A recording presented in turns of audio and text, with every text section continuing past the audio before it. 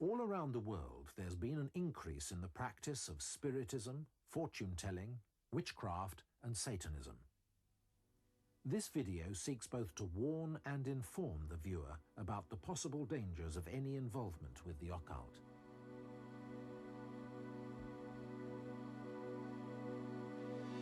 Do you know your birth sign? Do you follow the stars? Believing in bad luck and superstition. Predictions in your horoscope beginning to come true. Without it, you don't want to make decisions. No one knows the future, so don't believe the lie. Astrologers are tools in Satan's hands. Ouija boards and tarot cards are more than harmless fun. They are the doorway that will lead you to distraction. Come into my parlor, send the spider to the fly. There are many pleasures. Do you want to try? People like us Christian ministers are having to counsel youngsters time and time again. They get involved with the soft stuff, the horoscopes, the tarot cards, the Ouija boards. It draws them into this power that they don't understand, they can't control. And suddenly, they're lost. Their personalities disintegrate, and they go from bad to worse, and they lose the ability to be people in their own right and to make choices. We've got 5 minutes to get a rehearsal in before a cup of tea, so let's get going. And by the time you arrive, it's back.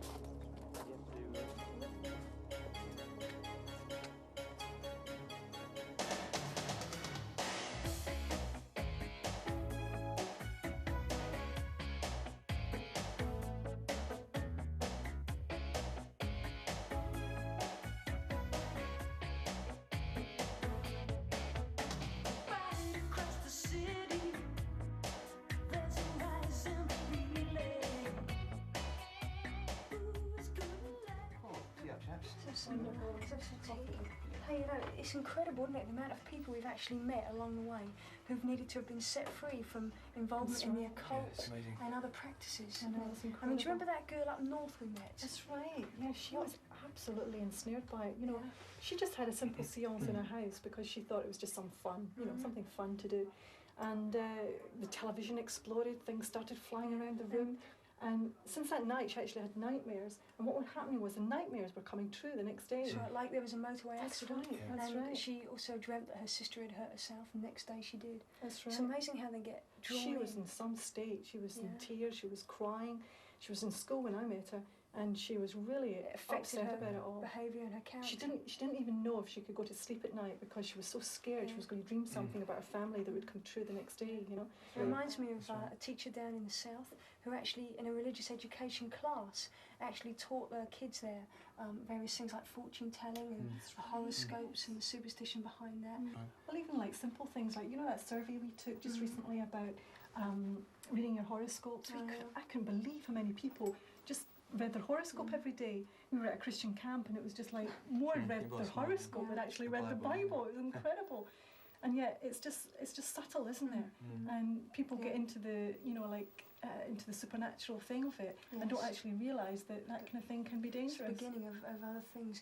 There was a survey about 2 or 3 years ago in the north, and amongst teenagers, 87% of those questioned had actually dabbled in the occult, and half of them actually in the Ouija board, probably lunchtimes, you know, like in the library, just, you know, every day is just a bit of fun.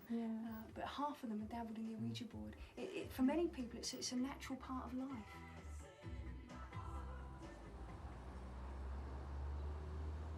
A little while ago, I was asked to go to a school in Cambridgeshire to teach RI for 2 weeks. I said I would go and happily join the staff, and we had a good time. But during the 2 weeks, they asked me specifically, would I speak at one of their general study periods on the occult. I said it was not a subject I liked to tackle, but I would do, provided there were senior members of staff present, so they knew the kind of things that I was sharing. And we had a very good hearing. When we'd finished the session and went back, I went back to the staff room. I'm sitting in the staff room having a cup of coffee, when suddenly there's a disturbance outside. People come running into the staff room and say, "Come quick." And I went out into the foyer of the school, and there is a young lady, clearly demented, screaming. Part of her body is paralysed, and beside herself, and a confusion that reigned with children running everywhere. Recognising what this was, I stepped in and got hold of her and took her very quickly out from the foyer of the school and through a door and onto the field, which was just adjacent. I stood her there, and now she was uncontrollably shouting and screaming. I said to her, "I don't know what has caused this. I don't know who you believe in, but I am telling you that Jesus is Lord. And in the name of Jesus, come out of her." And at that moment, she shook from head to foot and then stood calm. I said to her, "Could you explain what has happened?" She said, "Well, on Saturdays I have a part-time job with a hairdresser. And this hairdresser, I found out, was a spiritist medium. Progressively, without meaning to, I got a little involved with her and what she was doing. And then somehow, for some reason, in that period we had this afternoon, it suddenly sparked." It started when I was about 15 years old. I'd been messing about with Ouija boards with the other kids at school, and really found it interesting, the whole thing about the occult and stuff like that. And then a girl that I knew gave me this book. It was a small paperback book, and it was just a book about witchcraft, a do-it-yourself guide to witchcraft, really. And I read the book and found it really interesting. And so after giving it a fair amount of thought, I decided that that was something that, I wanted to follow and look into. And so I suppose round about the age of 16, I began to take a real unhealthy interest in witchcraft. What sort of things attract young people? I would say that the biggest influence on young people today is books and videos, because they're the most accessible. Fantasy involvement games, that's another area as well that poses a very great threat to sucking people into the occult. Anything that's got a high level of mystic content, talking about witches, wizards, Dungeons and Dragons, stuff like that, occult videos about witchcraft and demonology, all these things spark off interest in people. So what about the increasing popularity of Halloween? Halloween is the highest satanic festival of the year, and it's the night when all the forces of darkness empower Satanists and witches for the coming year. I mean, it really is a high satanic festival, and yet a majority of people just accept it as being trick-or-treat, apple dunking and party time. But that's what's going on underneath it. Halloween trick-and-treat is just a very, very acceptable veneer for something far, far more sinister. Kevin Logan, Heartbeat, Eddie Vass, and David Stilwell all take this subject very seriously. Do you believe there's a devil? What about evil spirits? Are they fact or fantasy? What we believe affects the way we behave.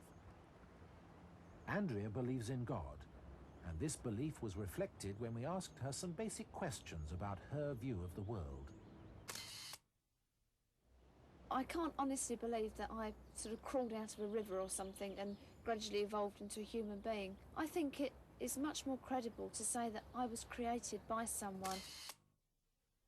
I believe that I'm a mixture of body, soul and spirit. All the experiences that happen to us throughout our lives affect the kind of person that we end up being. I think you know deep down inside when you're doing things that are right and when you're doing things that are wrong. I suppose it's what you call your conscience. When we die, there's a part of us that actually lives on, call it your spirit or your soul. I think there has to be more to life than what we actually see on the earth. And I think if I thought that reality was just what I want for my life, my own plans, my ambitions, I'd be quite depressed because you don't know that it's all going to be the success that you'd hope it would be. I think really at the end of the day, reality would actually be to know God who loved us and really cares about us and to actually understand his purpose for our lives. I think that reality really is knowing God.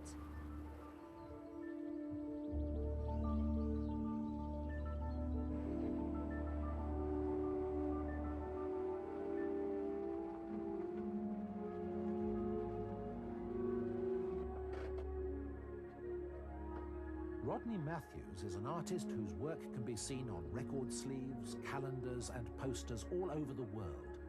He lives in North Wales.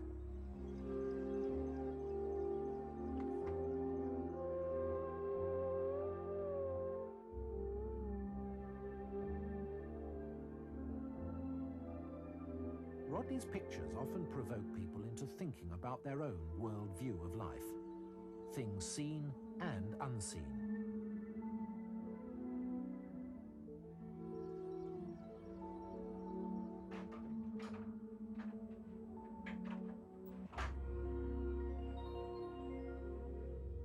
He showed us his latest poster, showing the relationship between God and his creation.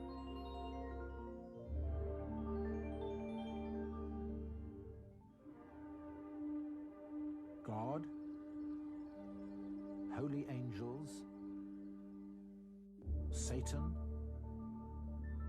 fallen angels, and evil spirits, all normally invisible to the human eye, appear visible alongside mankind, animals, and the rest of creation.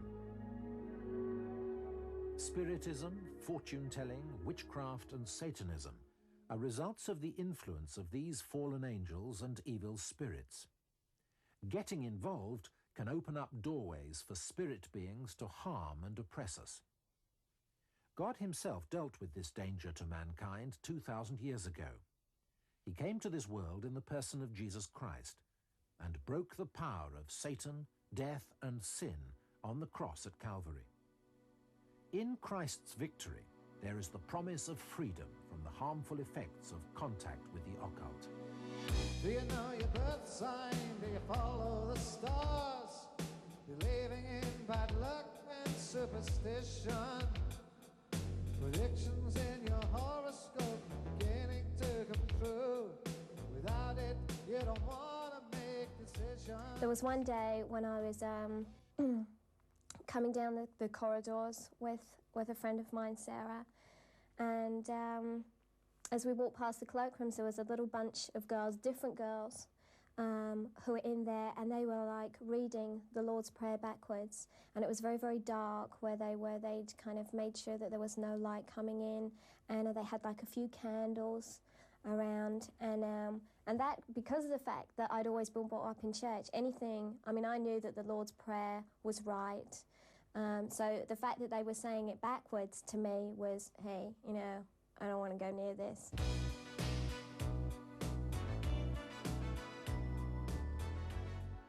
Ouija boards in themselves are very dangerous things.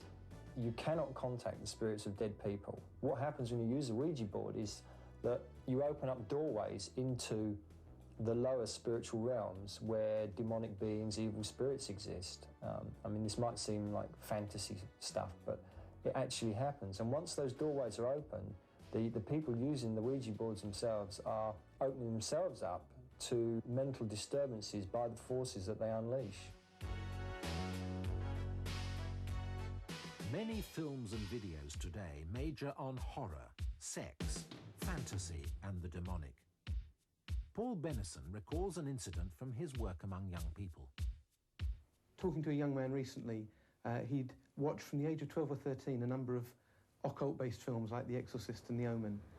they had had a severe effect on his life, and he'd lived in fear and had recurring nightmares for an extended period of time.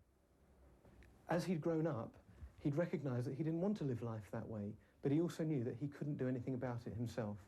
And he recognised too that the only way out for him was to turn to God. And as we began to talk through the fears and talk through the nightmares and the influence they'd had, I just suggested that we sat down and pray. And as we did that and asked God to come in and to remove those fears, it was as though a hand got hold of him by the throat and tried to strangle him. And as we talked and as we prayed, the fear that he had was accentuated because he realised that Satan had actually influenced him far more than he'd realised. And that is Satan's way. You get sucked in and think you're in control and think you're able to cope with and handle the things that you've got yourself into. But when the crunch comes, you recognise that you're in much deeper than you ever realised. But we continued to pray, and as we asked God to free him, so that hand released its grip, and he was free. Come into my parlour, said the spider to the fly. There are many pleasures, do you want to try? But a welcome turns to terror when you open up your mind. There are powers of darkness responding to your cry. Is anybody there? Is anybody there? Is anybody there? Is anybody there? Is anybody there?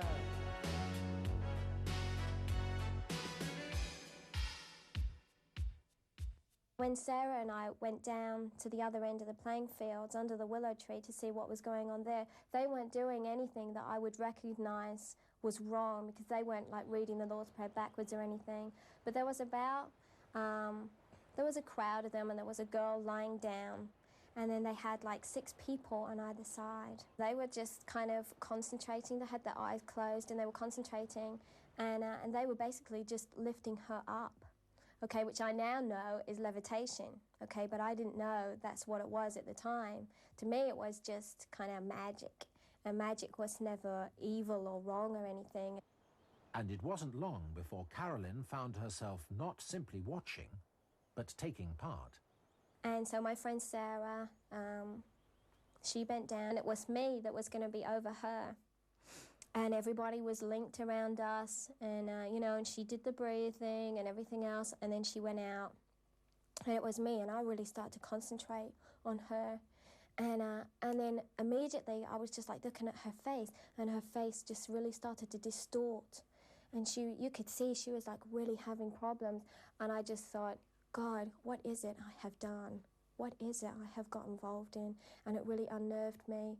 And I started to be frightened for my friend because I didn't know what was happening to her. And so I really prayed, and I was like, God, I'm really sorry, and, you know, help Sarah, you know, don't let anything horrible happen to Sarah, you know, help her. And the more I prayed, the worse she got, and then there's the group that was around me just kind of like really turned on me, and they were really annoyed with me, and look what you've done to her, and, you know, and it's all your fault, it's all gone wrong. And I was like, oh no, this is my pal, you don't even go around with her, okay? I'm not going to hurt her on purpose. And there was my poor mate, who was kind of drunk. You know, she looked like she was drunk. She couldn't stand up straight, she couldn't focus, nothing. And that really frightened me, to see that kind of reaction in her. When I look back, it had a big effect on my life. It had a real significant effect on me mentally, emotionally. It affected me full stop. It messed me up. And I can see that now. Even just that small involvement that I had. There are many dangers attached to getting involved in the occult. Some of them obvious, some of them not so obvious. The obvious ones are the nightmares the children suffer fairly immediately after getting involved at school with the Ouija boards and so forth. The less obvious ones are the depressions and the family breakdowns that can come years later, but still stem from those experiences they had at those young years. But an even more fundamental problem is that it actually denies them access to God. God hates these. Paul Heather was once deeply involved in astrology and provided his friends with birth charts and horoscopes. I recall going down Charing Cross Road and walking into this bookshop and seeing this beautifully illustrated book on how to become an astrologer, how to do it. And I bought it and took it home and began to study it. And when I get hold of something, I don't do it lightly, I really get into it. And I really got into astrology and learned how to do it. But having established a chart for a person, from where they're born and when they were born, there's a need to interpret it. So I ended up buying all these books, a whole library of books on astrology and how to interpret the signs and work out a person's personality from the information you have. I got to the place with astrology where I began to question, objectively question, the fruit of it, what's the point of it? And I began to realise that it was a bit like the teacup, worshipping the teapot because the teapot was filling it up. But the teacup wasn't actually seeing the hand which was holding the teapot. Here I was giving credence to stars and planets without actually seeing the hand that actually put them into that position in the first place. My name's Judith Dawson, and I'm a child abuse consultant from Nottinghamshire Social Services.